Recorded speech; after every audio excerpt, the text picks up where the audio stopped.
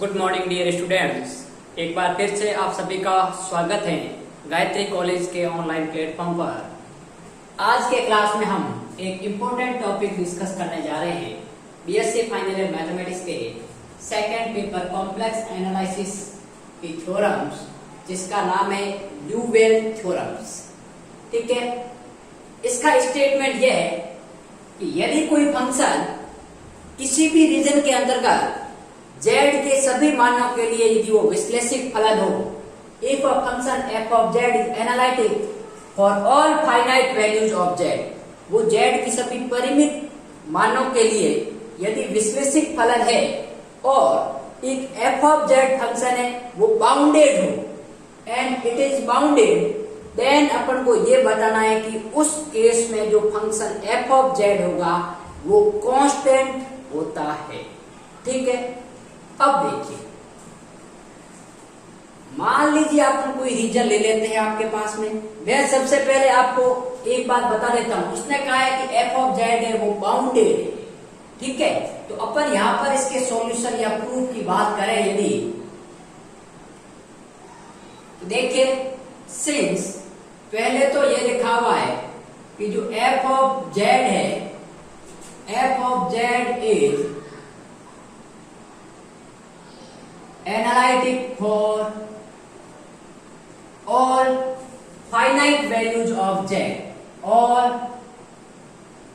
finite values of z। ठीक है, and क्या कहा है आपके पास में, and f of z is bounded. ठीक है, इंप्लाइज दैट अपन क्या कह सकते हैं कि जो mod of f of z होगा वो लेस देन या इक्वल टू होगा कैपिटल M। जब भी फंक्शन कोई बाउंडेड होता है तो उसका जो मॉडुलस है वो आपके पास में किसी पॉजिटिव कांस्टेंट, यहां पर लिख लो where capital M is positive constant, कोई भी आपके पास में धनात्मक अक्षर संख्या है उससे या तो छोटा होगा या बराबर होगा। अरे बाउंडेड होने का मतलब क्या है, कोई भी एक रीजन है, उस रीजन के अंदर जा रहा है, वो बाहर नहीं जा रहा है, मतलब बाउंडेड है। ये बाहर जाता है मतलब अनबाउंडेड। ठीक है, किसी भी रीजन से परिबद्ध है और उस परिमित संख्या का मान है आपके पास में कैपिटल M। ठीक है, अब देखिए, ये तो अपन के पास में क्वेश्चन में गिवन है। अब मुझे ये बताना है कि ये फंक्शन है वो कांस्टेंट है, तो उसके लिए मैं क्या करता हूं, एक सर्कल कंसीडर करता हूं। ठीक है, वो सर्कल कुछ इस प्रकार है, देखिए ये आपके पास में एक सर्कल है।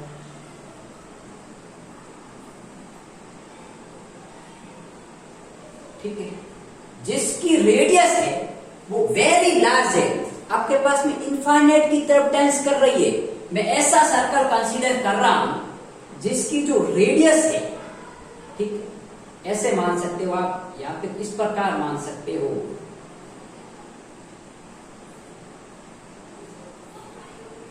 ये जो रेडियस है वो r है और r आपके पास में वेरी लार्ज है और इसका सेंटर यदि अपन माने, मान लीजिए सेंटर A, ठीक है, या z नॉट मान सकते, तो इस सर्कल की इक्वेशन क्या होगी भाई, modulus z minus a equal to r होगा।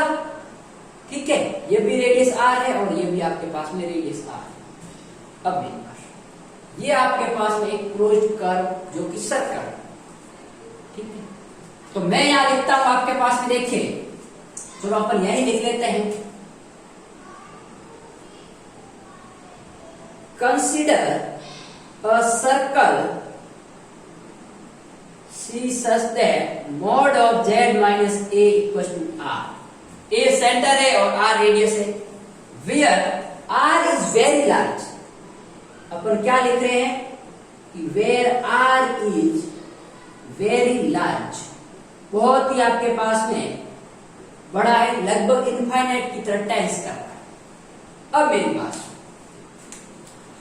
अपन ने ये कहा कि ये इस पॉइंट है, ये इस रीजन के अंदर आ रहा है और मैं इतना बड़ा रेडियस क्यों ले रहा हूं, क्योंकि उसने ये कहा है कि ये जो फंक्शन फंक्शन है वो एनालिटिक है जेड के सभी परिमित मानों के लिए।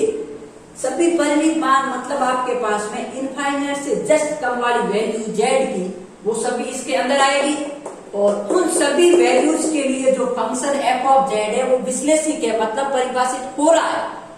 ठीक है, तो अपन कोशी इंटीग्रल फॉर्मूला उसी केस में अप्लाई करेंगे जब ये पॉइंट आपके पास में इसके अंदर है। तो ए पॉइंट पर मैं फंक्शन की वैल्यू निकालने के लिए कोशी इंटीग्रल फॉर्मूले की वैल्यू, कोशी इंटीग्रल फॉर्मूले की हेल्प ले सकता हूं। ठीक है, तो देयरफॉर यहां क्या कहता हूं मैं, देयरफॉर हायर ऑर्डर या फर्स्ट ऑर्डर ले लो, कोई दिक्कत नहीं, आप सिर्फ और सिर्फ इसकी फर्स्ट ऑर्डर की बात करो। Therefore first order of Cauchy integral formula, क्योंकि अपन कोई भी ऑर्डर ले सकते हैं, ये बात ध्यान रखना। आप ये मत करना कि सर फर्स्ट ऑर्डर क्यों ले रहे, आप सेकंड ले सकते हो, थर्ड ले सकते हो, एनथ ले सकते हो, कोई फर्क नहीं पड़ेगा, क्योंकि एन आगे आपके पास में कॉमन पड़ा रहेगा। अपन को तो कांस्टेंट बताना है। ठीक है, अभी मैं बताऊंगा कि यहाँ यदि अपन एनथ लेते तो क्या फर्क पड़ता। तो अपने पास में क्या फॉर्मूला होता है भाई, कि जो एफ डैश ए आता है वो आता है 1 factorial upon 2 pi iota integration over closed curve which is circle F of Z upon Z minus A की पावर 2 इंटू डी जेड। ठीक भाई, ये तो हुआ।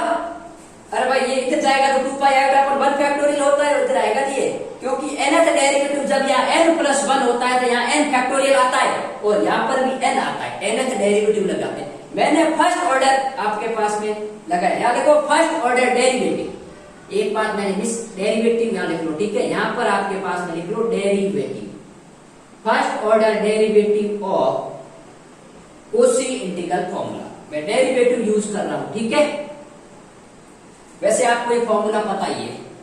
अब मैं इसकी इक्वेशन देता हूं, इसको 1 मैं इसको दे देता हूं। ठीक है, इसको दे देता हूं इक्वेशन नंबर 2 और इसको दे देता हूं इक्वेशन नंबर 3।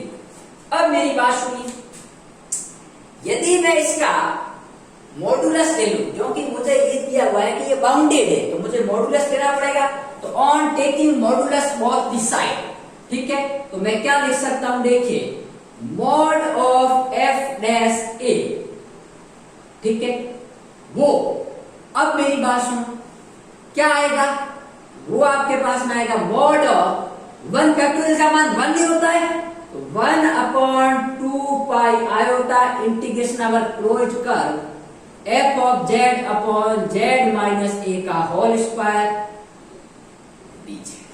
ठीक है, अब मैं इसको अलग अलग लिख सकता हूं, अपन को पता है मॉडुलस है, तो ये क्या हो गया आपके पास में mod of F dash A का मान है वो आपके पास में आएगा 1 upon 2 pi into mod of iota, क्योंकि 2 पाई तो कांस्टेंट है, आयोटा मॉडुलस के अंतर्गत आएगा, इंटीग्रेशन अवर सी ऊपर आ जाएगा आपके पास है mod of F of Z upon mod of Z minus A का whole square into D Z, क्योंकि अपन जानते हैं कि सिंस मॉड ऑफ जेड की पावर n होता है वो मॉडुलस ऑफ जेड की पावर n होता है, तो ये इसके पूरा आएगा तो ये बाहर चला जाएगा। ठीक है ना, अरे भाई मैं इसको ऐसा लिख सकता हूं ना, तो यहाँ पर आपके पास ऐसा लिख लो mod of Z minus A का होल स्क्वायर देयरफॉर बराबर ये हो गया mod of Z minus A का होल स्क्वायर। मैंने इस प्रॉपर्टी का यूज किया है, ये प्रॉपर्टी मैं पहले बता चुका हूं।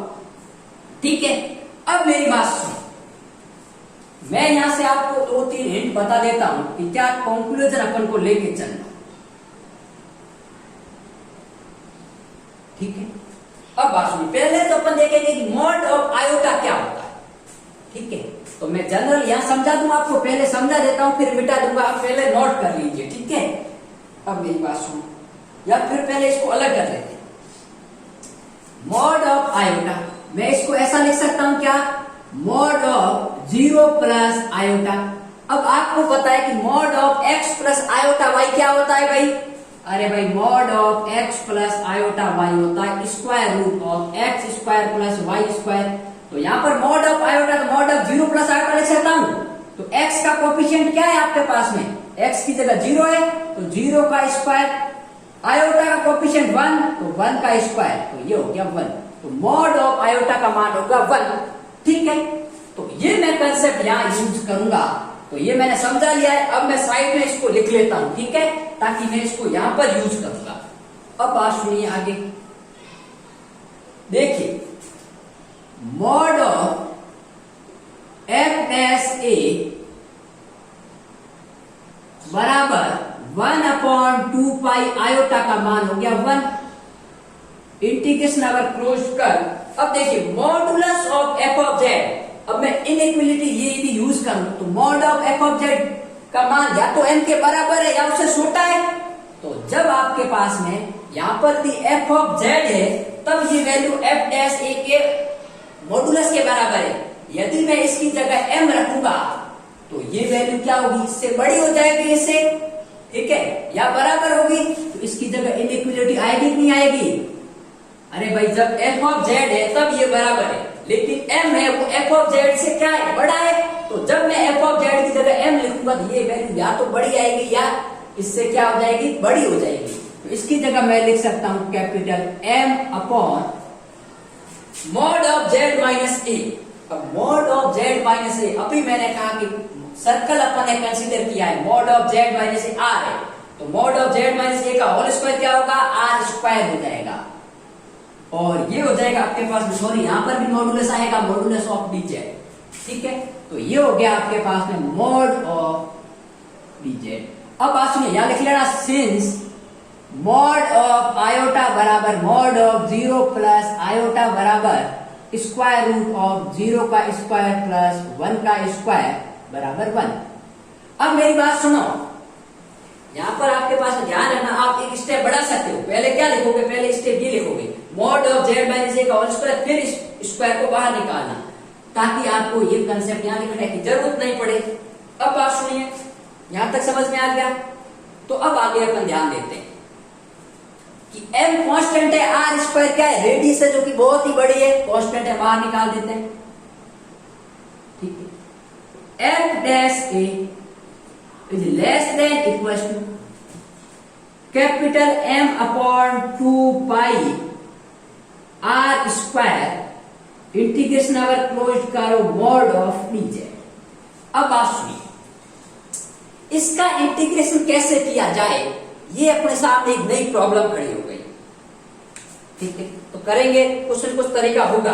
तो देखिए मैंने कहा है कि एक सर्कल कंसीडर किया है, mod of Z minus A equal to R. अपन प्रीवियस लेक्चर में जाए तो मैंने एक आपको बात बताई थी, मैं यहां सॉल्व करता हूं उसको।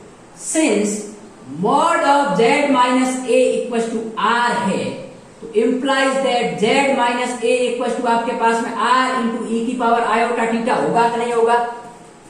ये कहां से आता है वो मैंने पहले समझा रखा है। जब 1 रेडियस था तब मैंने कहा था कि Z minus mod of Z बराबर, मैंने ये समझाया था, मॉड ऑफ जेड बराबर 1 इम्प्लाइज दैट जेड बराबर ई की पावर आयोटा थीटा। कैसे समझाया था? मैंने कहा था जेड की जगह आपको रखना है एक्स प्लस आयोटा बाई, और एक्स को अपने पोलर में चेंज करना है आर कोस थीटा और आर साइन थीटा के रूप में, और वो हो जाएगा square root of X square plus Y square के टर्म में। तो वो R cos theta plus iota R sine theta क्या होता है, ई की पावर आयोटा थीटा। तो वहां से मैंने आपको बताया था, और नहीं तो आप पीछे के जब लेक्चर देखोगे तो आपको समझ में आ जाएगा। किसमें? जब मैं कोशी कॉम्प्लेक्स इंटीग्रेशन के क्वेश्चन करवा रहा था उस समय, कोशी थ्योरम से जस्ट पहले, ठीक है। अब बात सुनिए, अपन किसी भी कर्व के अनुदिश निकाल रहे थे इंटीग्रेशन की वैल्यू पथ के अनुदिश, तब मैंने करवाया था। तो ये आ गया Z minus A equal to R e की पावर आयोटा थीटा, ठीक है। अब बात सुनिए, तो मैं कह सकता हूं कि जेड इक्वल टू क्या होगा, ए प्लस आर ई की पावर आयोटा थीटा, ठीक है। अब मुझे डीजेड निकालना है, तो डीजेड क्या होगा आपके पास, ए का मान 0, आर आयोटा ई की power iota theta into D theta. अब मॉड ऑफ डीजेड चाहिए, तो मॉडुलस ऑफ डीजेड बराबर modulus of R iota E की power iota theta into D theta, ठीक है। तो मैं इसको क्या लिख सकता हूं, मॉड ऑफ डीजेड बराबर, आर कांस्टेंट है, रेडियस है, बाहर आ गया, mod of iota mod of E की power iota theta into mod of D theta. ठीक है। अब मॉड ऑफ ई की पावर आयोटा थीटा, ये भी क्या होता है, 1 होता है, ये भी 1। तो mod of D Z equal to R dot 1 into mod of D theta. ठीक है। अरे भाई ये भी समझ में नहीं आया, समझा देता हूं। देखिए मॉड ऑफ ई की पावर आयोटा थीटा, चूंकि ये होता है ई की power cos theta plus iota sine of theta, होता है नहीं होता है। और इसको मैं लिख सकता हूं square root of cos square theta plus sine square theta, और इसका मान होता है 1। तो ये हो गया इसका मान 1। ठीक है। तो अब मैं यहां ये फॉर्मूला अप्लाई करता हूं। ठीक है। तो देखिए mod of F dash A है less than equal to capital M upon 2 pi R square into C, ये हो गया आपके पास में R into mod of D theta. अब देखिए मैंने जेड को थीटा में कन्वर्ट कर दिया, जहां थीटा क्या है भाई, ये जो सर्कल है, क्योंकि सी क्या है, सर्कल है। ये सर्कल एक पॉइंट से स्टार्ट होकर वापस आपके पास में इसी पॉइंट पर आने पर जो एंगल बन रहा है थीटा, हो सकता है किसी इस डायरेक्शन में यहां पर बन रहा हो थीटा, यहां पर बन रहा हो, लेकिन थीटा आपके पास में पूरे सर्कल के अंदर में जब यहां से स्टार्ट होकर वापस यहां आता हूं तो थीटा का मान कहां से कहां तक चेंज होता है, 0 से 2 पाई। और अपन को मैंने पहले ही बताया था, कभी भी सर्कल के लिए जब अपन लिमिट निकालते हैं, फर्स्ट ईयर में अपन ने सीखा था, तो पोलर में क्या आती है, 0 से 2 पाई आती है। ठीक है, थीटा के टर्म्स में। तो ये हो गया आपके पास में mod of F dash A is less than equal to capital M upon 2 pi into R. एक आर बाहर आ गया, ये हो गया इंटीग्रेशन अवर 0 से 2 पाई। ठीक है। और ये हो गया मॉड ऑफ डी थीटा। अब डी थीटा का इंटीग्रेशन थीटा ही होगा, तो थीटा का मान रखेंगे, तो ये हो गया F dash A less than equal to capital M upon 2 pi R into theta का मान 0 से 2 पाई। ठीक है। तो 2 पाई से 2 पाई कैंसिल आउट हो जाएगा, तो यहां पर मैं लिख सकता हूं mod of F dash A is less than equal to capital M upon 2 pi R into 2 pi, और लोअर लिमिट 0, तो 2 पाई से 2 पाई गया, तो इंप्लाइज दैट मैं यहां कह सकता हूं कि जो mod of F dash A आएगा वो less than equal to capital M upon R आएगा। इसको मैं समीकरण नंबर दे देता हूं 4। अब मेरी बात सुनो, यदि मैं हायर ऑर्डर डेरिवेटिव लेता या nth लेता तो n की पावर n प्लस 1 होता, तो एक r से एक r कैंसिल आउट होता, यहाँ क्या बचता r की पावर n, और ऊपर बचता n फैक्टोरियल, क्योंकि यहाँ तो 1 फैक्टोरियल था या n फैक्टोरियल। अब मेरी बात सुनो, उससे कोई फर्क नहीं पड़ता, क्योंकि r क्या है, बहुत ही बड़ा है, लगभग इनफाइनाइट टेंस कर रहा है, तो 1 अपॉन इन्फिनिटी क्या होगा, 0 होगा। तो अपन चाहे फर्स्ट ऑर्डर डेरिवेटिव ले या nth ऑर्डर डेरिवेटिव ले, कोई फर्क नहीं पड़ेगा। ठीक है। मैं यहां लिख देता हूं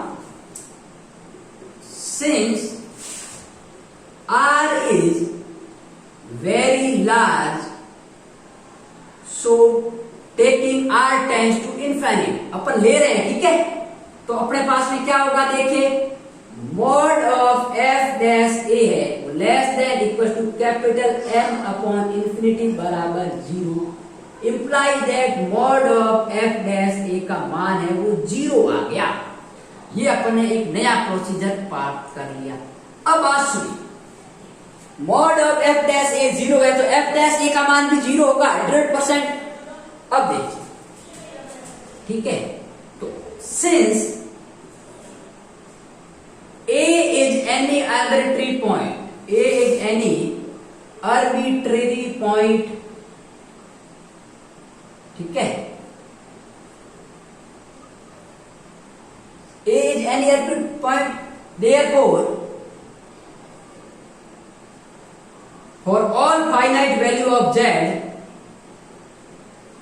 all finite values of z therefore must satisfy, और फाइव वी हैव क्या आएगा कि जो mod of F of Z है वो आपके पास में क्या आएगा, 0। ठीक है। ये इसका मान, क्योंकि ए अपन ने कोई भी एक आर्बिट्री पॉइंट लिया था और मैंने कहा था कि रेडियस इतनी बड़ी है भाई कि इसके अंतर्गत जेड के सभी परिमित मान इसके अंदर आ रहे हैं, इसलिए मैंने जेड आर है वो इनफाइनाइट तक लिया है। तो जब z के सभी मान अंदर आ जाएंगे, तो मेरी बात सुनो, यदि ये a के लिए ये सेटिस्फाई कर रहा है तो जेड के सभी मान के लिए करेगा, क्योंकि वो सभी मान इस आर के अंदर है, और इस आर के अंतर्गत जो कि रेडियस है उसके अंतर्गत फंक्शन सभी पॉइंट पर एनालिटिक है, तो ये सभी पॉइंट के लिए लागू होगा। अब अपन को पता है कि यदि एफ डैश है, जेड है वो 0 है, implies that F of Z बराबर आपके पास में क्या आ गया, कांस्टेंट आ गया। अरे भाई यदि कोई फंक्शन का डेरिवेटिव 0 है तो उसका अपन फंक्शन क्या होगा, कांस्टेंट होगा, तभी तो डेरिवेटिव 0 होगा, ठीक है। तो ये अपन को प्रूफ करना था फंक्शन इज कांस्टेंट। अरे भाई ऐसे कि कभी भी फंक्शन का एफ ऑफ जेड का मान सी है तो एफ डैश जेड निकालेंगे तो क्या होगा, 0 होगा कि नहीं होगा, और कोई भी 0 इसका इंटीग्रेशन करेंगे तो कोई कांस्टेंट आएगा, तो ये अपन जानते हैं। तो ये थी अपनी वी वैल्यू थ्योरम, जो कि बड़ी इंपॉर्टेंट है, एग्जाम में कई बार आ चुकी है। तो आपको बस कंसेप्ट ध्यान में रखते हुए करना है। अलग अलग बुक में इसके जो प्रूफ है वो अलग अलग किए हुए, ठीक है। मुझे सबसे सिंपलेस्ट प्रूफ ये लगा, इसलिए मैंने आपको ये बताया है। तो आपको ध्यान रखते हुए एक एक टॉपिक को क्लियर करते हुए इसको कंसेप्ट को क्लियर करना है। कल के लेक्चर में अपन पॉइसन इंटीग्रल फॉर्मूला के ऊपर का बात करेंगे।